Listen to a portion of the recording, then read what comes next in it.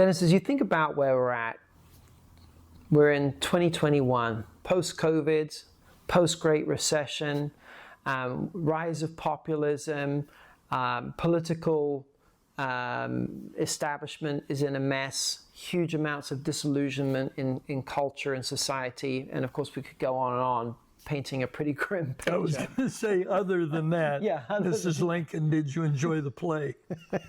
That's right. What do you think are the greatest challenges for emerging leaders that need to be thought through? Both leaders in the church, leaders in business, leaders in community. What are some of the challenges that they must give themselves to so that they can be prepared to address some of these problems moving forward? I think the single most important skill set for where we are in these times of pessimism, debris, some cases revolution, disquietude, all the disruption that is so pervasive, in where we are right now, is how do I make an ally of anyone that I'm speaking to?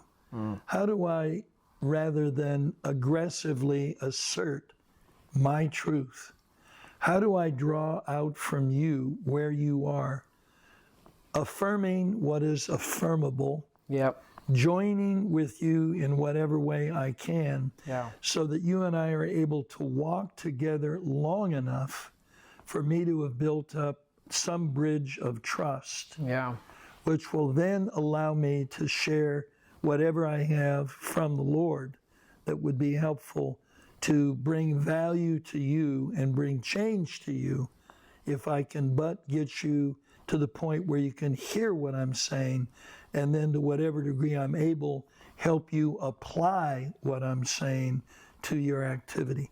That is the greatest skill that is required in a universe, in a culture that is exploding off in multiple directions, not even sure if anything is absolutely true, not even sure if any absolute truth exists.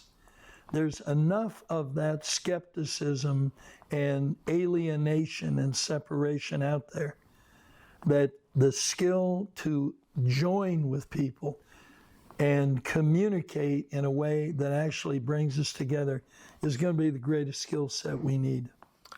I think that the ability to do that and requires a willingness to do that we have not seen in the church in recent times. Yes.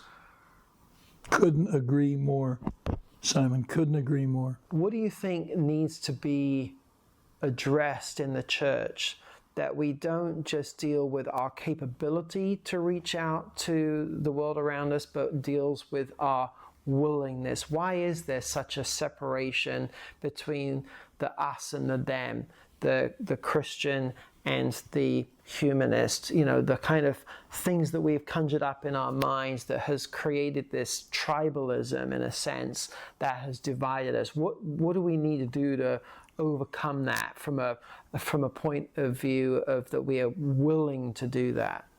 The core issue is a lack of love on behalf of us who are Christians. We seemingly have a need to be right more than a need to communicate.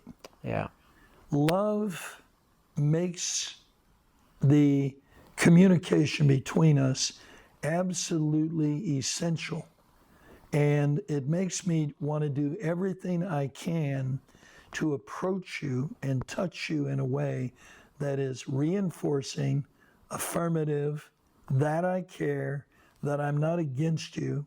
Though we may disagree, that's not a barrier that is insurmountable.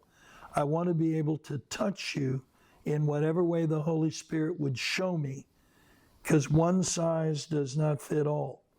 Approaching any individual is going to be largely based on our level of discernment and our ability to listen to the Holy Spirit and watch the signs in that person that tell me where I am in terms of their affirmation that they trust me.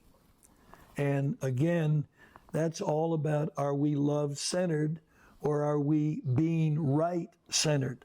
A lot of Christians love the fact that being connected with Jesus makes us right in that regard, but it can make us wrong in many regards in terms of the way that we communicate, unless our motivation is this human being matters. And me being smarter than them or knowing what they don't know or whatever is irrelevant. As a matter of fact, it may be an enemy for me to be thinking in that mode, which they'll pick up in me and they won't hear what I need them to hear in order to touch truth. Yeah.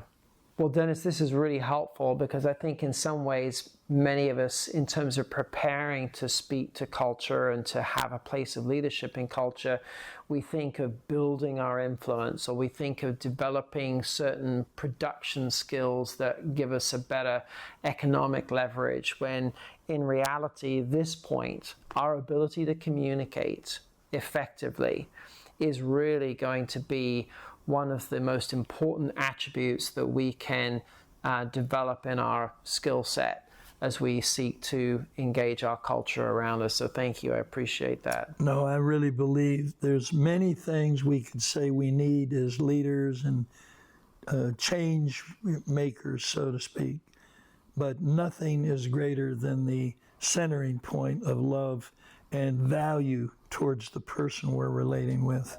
Yeah, that's right. Thank you.